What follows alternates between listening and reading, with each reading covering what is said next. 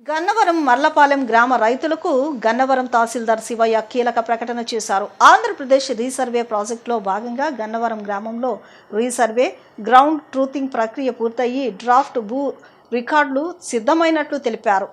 Resurvey చట్టంలో section 9 ప్రకారం August 3వ తేదీ ఉదయం 9 గంటలకు మర్లపాలెం పాల కేంద్రం వద్ద గ్రామ సభ నిర్వహించనున్నట్లు ఆయన వెల్లడించారు.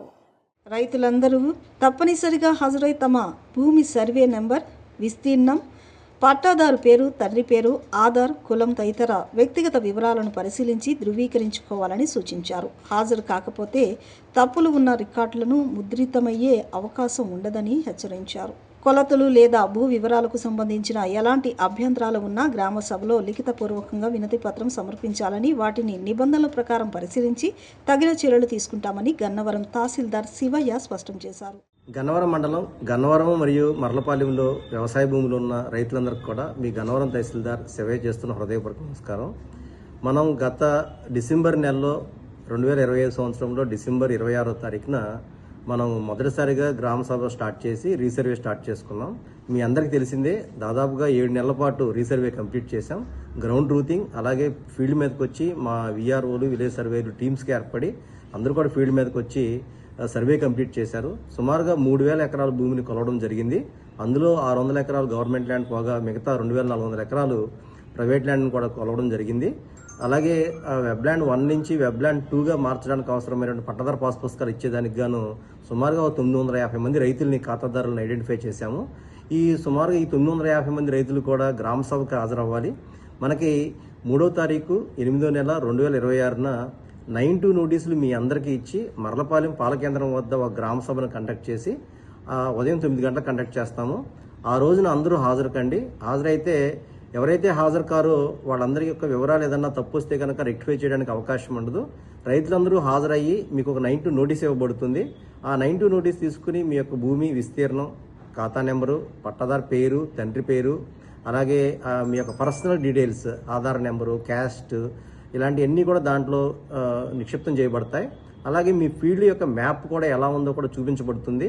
మా విలేజ్ సర్వేలతో అక్కడ ఒక 5 బృందాలతో ఒక సర్వే టీమ్స్ని కూడా ఏర్పాటు చేస్తాం. ఆ రోజు మీరందరూ కూడా హాజరయ్యి ఆ నోటీస్ తీసుకుని మీ యొక్క అభ్యంతరాలు ఏదన్నా ఉంటే కనుక ఒక లిఖితపూర్వకంగా ఒక రిటర్న్ కంప్లైంట్ లాగా ఇవ్వండి.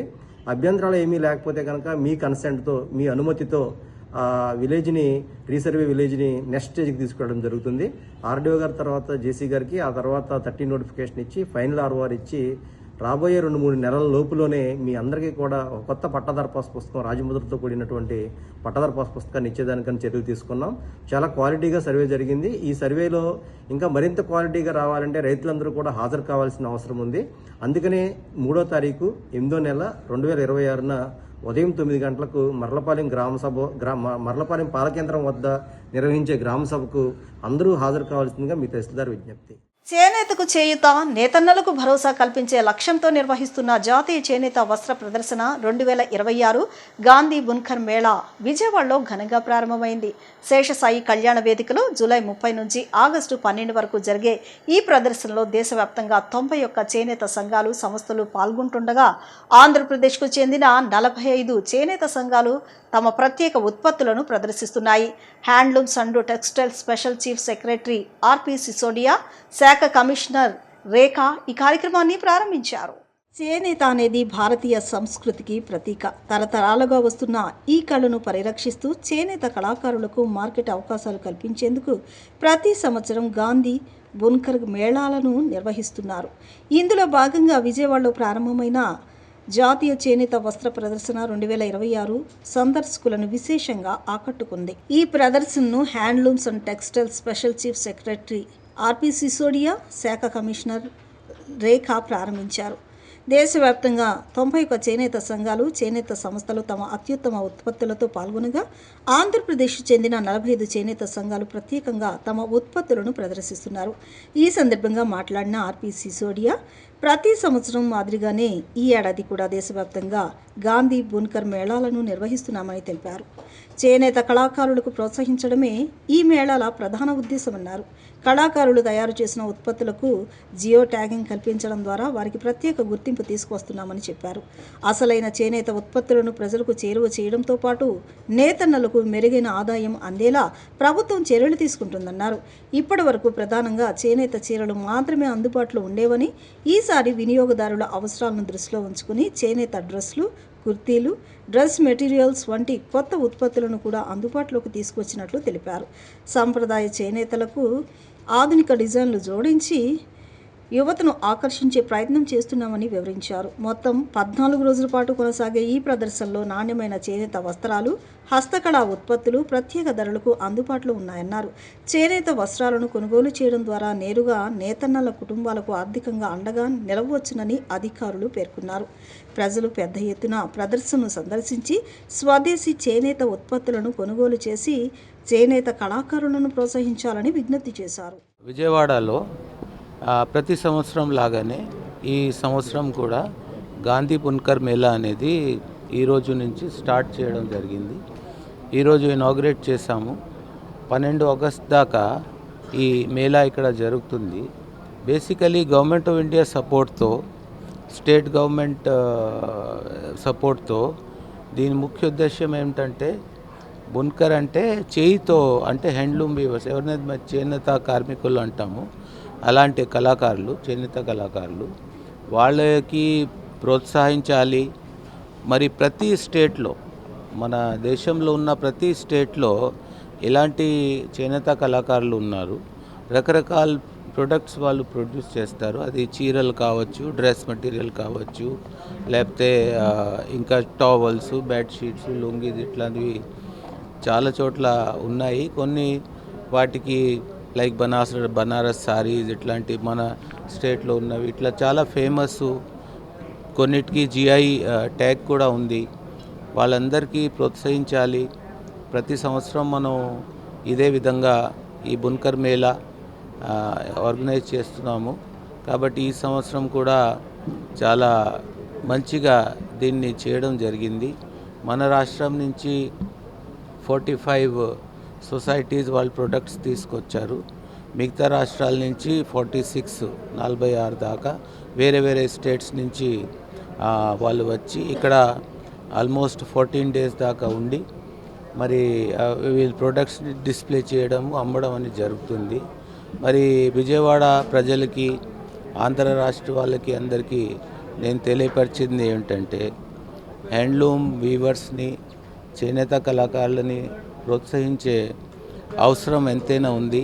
ఎందుకంటే ఈరోజు పవర్ లూమ్తో కాంపిటీషన్ ఉంది. చేయితో చేసేది దానికి ప్రతి మనిషికి గిట్టుబాటు ధర కావాలంటే కొంతవరకు రేట్ తేడా ఉండొచ్చు, కానీ దీని క్వాలిటీ పవర్ లూమ్లో ఉండదు. అందుకే అందరూ దాన్ని ప్రోత్సహించాలి, బాగా చేయాలి.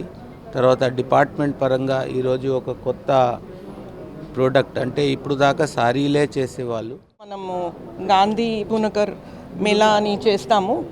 అది హోల్ ఇండియా నుంచి అందరూ వస్తారు మనకి. ప్రతిసారి మనము ఎగ్జిబిషన్స్ చేస్తున్నప్పుడు ప్యూరిటీ అనేది కొంచెం మనకి అందరికీ ప్యూరిటీను, కాస్టింగ్ అనేది చూస్తాము. ఇక్కడ వీవర్స్కి మనము అకామిడేషన్ ఇస్తున్నాము, భోజనం పెడుతున్నాము. సో వీవింగ్ కాస్ట్ కూడా, అంటే మిడిల్మెన్ లేకుండా ఎగ్జిబిషన్ జరుగుతుంది కాబట్టి ప్రజలకి చాలా కాంపిటేటివ్ ప్రైస్లో వస్తుంది. ప్లస్ వీవర్కి మనము హెల్ప్ చేసే వాళ్ళము అవుతాము. ఇప్పుడు నేను మాట్లాడుతుంటే ఒక ఆయన వచ్చాడు ఇక్కడి నుంచి, ఉరవకొండ నుంచి. లాస్ట్ ఇయర్ చాలా బాగా జరిగిందంట, ఒక్కరోజే 1,50,000. సో చాలా పాజిటివ్గా ఉన్నాడు. ఈసారి కూడా నాకు ఎగ్జిబిషన్ చాలా బాగా జరుగుతుంది అని. సో వాళ్ళందరినీ మనం ప్రోత్సహించి విజయవాడ ప్రజలు, గుంటూరు ప్రజలు, అలాగే దగ్గరలో ఉన్న ఒంగోలు ప్రజలు అందరూ ఆదరిస్తారని కోరుతూ ఈ ఎగ్జిబిషన్ని మేము ముందరికి తీసుకెళ్తున్నాం.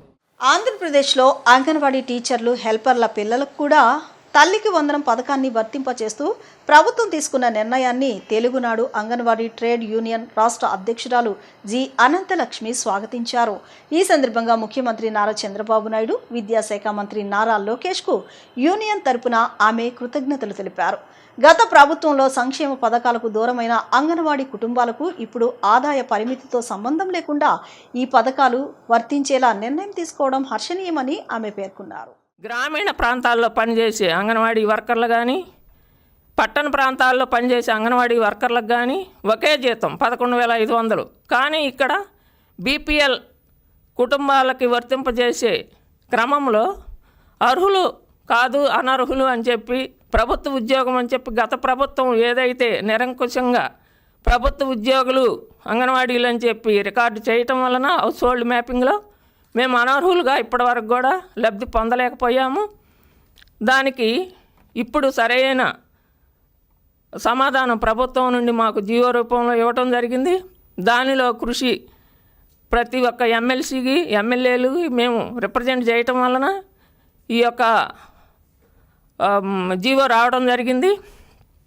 అదేవిధంగా ఇవాళ ఆ 3 సంఘాల నాయకులను అడుగుతున్నాము, సంక్షేమ పథకాలు మాకు వద్దండి, జీతాలే కావాలండి అని ఆ రోజు మంత్రివర్యులు మా గుమ్మడి సంధ్యారాణి దగ్గర మనం చర్చలో కూర్చున్నప్పుడు ప్రత్యేకించి వాళ్ళు ఇదే విధానాన్ని చెప్పుకొచ్చారు. కానీ మేము సంక్షేమ పథకాలు కావాలి, అదేవిధంగా వేతన పెంపుదల కావాలని చెప్పి ఆ రోజున చెప్పాము. అదే మాట మీద ఇవాళకి కూడా కట్టుబడి ఉన్నాము. సంక్షేమ పథకాల్లో మనం సాధించుకున్నాము జీవోని. అదేవిధంగా వేతన పెంపుదల కూడా ముఖ్యమంత్రి గారి దృష్టిలో ఉంది. మనకు మంచి చేయటానికి ఆయన ఎప్పుడూ ముందంజలో ఉంటారు. కాబట్టి ప్రతి ఒక్క అంగన్వాడీ కార్యకర్త ఈ విషయం తెలుసుకొని రోడ్లు ఎందుకు ఎక్కాల్సి వస్తుంది, రోడ్లు ఎక్కితేనే సమస్యలు పరిష్కారం అవుతాయి అనుకుంటే గత ప్రభుత్వంలో 5 సంవత్సరాలు ఏం చేసింది ఈ పెద్ద సంఘాలు? గుడ్డి గుర్రానికి పొళ్ళుదోమ తగ్గుతున్నారా? మేము అడుగుతా ఉన్నాం ఈ సందర్భంగా. 42 రోజుల సమ్మె చారిత్రాత్మకమని ప్రతి సందర్భంలో గుర్తు చేసుకుంటా ఉన్నారు. మీకు మా సూటి ప్రశ్న ఒకటేనండి, అసలు ఏమి హామీలు నెరవేర్చారని మీరు టెంట్లు ఎత్తేశారు? 42 రోజుల సమ్మెలో మీరేం సాధించారని చెప్పి ఆ రోజు టెంట్లు ఎత్తేసి రాత్రికి రాత్రే ఉద్యోగాలు పోతాయని చెప్పి ఎస్మా ప్రయోగించి ఆనాటి ప్రభుత్వం నిరంకుశంగా అంగన్వాడీల పట్ల దయ లేకుండా ప్రవర్తించిన తీరు ఎవరూ మర్చిపోరు. మాజీ ముఖ్యమంత్రి వైఎస్ జగన్ శ్రీకాకుళం పర్యటనపై కూటమి ప్రభుత్వం ఆంక్షలు విధించడం ప్రజాస్వామ్య విరుద్ధమని వైసీపీ నాయకులు మండిపడ్డారు. తాడేపల్లిలోని పార్టీ కేంద్ర కార్యాలయంలో మీడియాతో మాట్లాడిన పార్టీ అధికార ప్రతినిధులు పుత్త శివశంకర్, ఆర్ఏ శ్యామల, మంచ నాగమల్లేశ్వరి, జగన్కు పెరుగుతున్న ప్రజాభిమానాన్ని చూసి ప్రభుత్వం భయపడుతుందని ఆరోపించారు. పార్టీ నాయకులు, కార్యకర్తలకు నోటీసులు ఇవ్వడం, హౌస్ అరెస్టులు చేయడం, పర్యటనపై ఆంక్షలు విధించడం సరికాదన్నారు. అక్రమ కేసులు, నిర్బంధాలతో ప్రతిపక్షాన్ని అడ్డుకోలేరని పేర్కొంటూ వైఎస్ జగన్ పర్యటనకు కట్టుదిట్టమైన పోలీసు భద్రత కల్పించి ప్రజలను అడ్డుకోకుండా ప్రభుత్వం చర్యలు తీసుకోవాలని వారు డిమాండ్ చేశారు. ఈరోజు వైఎస్ జగన్మోహన్ రెడ్డి గారు శ్రీకాకుళం పర్యటన అని ఎప్పుడైతే మేము అనౌన్స్ చేశామో, శ్రీదిల్ అప్పలరాజు గారిని పరామర్శించడానికి జైలు దగ్గరికి వెళ్తారని ఆ రోజు నుంచి ఈ ప్రభుత్వము ఒక పక్కా ప్రణాళికతో పోలీసు వ్యవస్థను వాడుకొని జగన్మోహన్ రెడ్డి గారు అడుగు పెట్టినప్పటి నుంచి, బయట పెట్టినప్పటి నుంచి ఎక్కడికక్కడ జనాలని, ఊర్లని, గ్రామాలని, అదేవిధంగా ఇతర జిల్లాల నుంచి శ్రీకాకుళం వచ్చేటువంటి నాయకులని, కార్యకర్తలని, ప్రజలని ఎక్కడికక్కడ బారికేడ్లు అడ్డం పెట్టి ఈరోజు జనాలు నిలవరిస్తున్నారు. ఎందుకు? ఒకటే అడుగుతున్నాను చంద్రబాబు నాయుడు గారిని, ఎందుకు ఈ విధమైనటువంటి నిర్బంధాలు? ప్రజాస్వామ్య పద్ధతిలో ఏ రాజకీయ పార్టీకైనా జనాలను వెళ్ళే కలిసే హక్కు, జనాల్లో తిరిగే హక్కు రాజకీయ పార్టీగా ప్రతి ఒక్కరికి ఉంది కదా, దాన్ని మీరు ఎందుకు కాలు రాస్తున్నారు? అంటే పోటెత్తి వచ్చినటువంటి ఉత్తరాంధ్ర జనాన్ని చూడలేక మీకు కడుపు మంట అయిపోయింది. ఇంకా ఈనో ప్యాకెట్లు ఏమన్నా ఉంటే తాగండి కూర్చొని, స్క్రీన్ల మీద ఎలాగో చూస్తూ ఉంటారు. మాకంటే ముందు ఛానళ్ళన్నీ పెట్టుకొని చూస్తుంటారు. జగన్మోహన్ రెడ్డి గారు ఎప్పుడు దిగారు, ఎలా వెళ్తున్నారు, ఎంతమంది జనాలు వచ్చారు, ఎందుకంటే మీకు ఇంటెలిజెన్స్ రిపోర్ట్ వచ్చేస్తుంది. ఆ విషయం మీకు కూడా తెలుసు. అందుకని ఈ దారిలో వెళ్ళండి, ఈ దారిలో వెళ్ళండి, ఆ దారిలో వెళ్ళొద్దు. మీరెవరండి చెప్పడానికి? జగన్మోహన్ రెడ్డి గారు ఏ దారిలో వెళ్ళాలి, ఎలా వెళ్ళాలి, ఎంతమందితో వెళ్ళాలి, ఎంతమందితో వెళ్ళకూడదు అని చెప్పేటువంటి హక్కు మీకేముందని అని అడుగుతున్నాను నేను.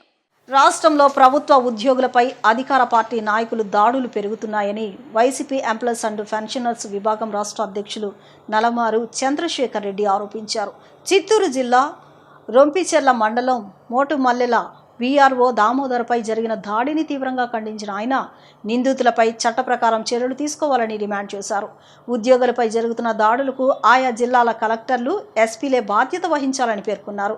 ఇలాంటి ఘటనలు పునరావృతం కాకుండా ప్రభుత్వం వెంటనే చర్యలు తీసుకోవాలని చంద్రశేఖర్ రెడ్డి కోరారు. ఎప్పటికప్పుడు కూడా జరుగుతున్నటువంటి ఆ దాడుల్ని ప్రభుత్వం దృష్టికి తీసుకొచ్చి అలాంటి వారి మీద తగిన కఠిన చర్యలు తీసుకుంటేనే మరి ఎవరికైనా భయం ఉంటుంది.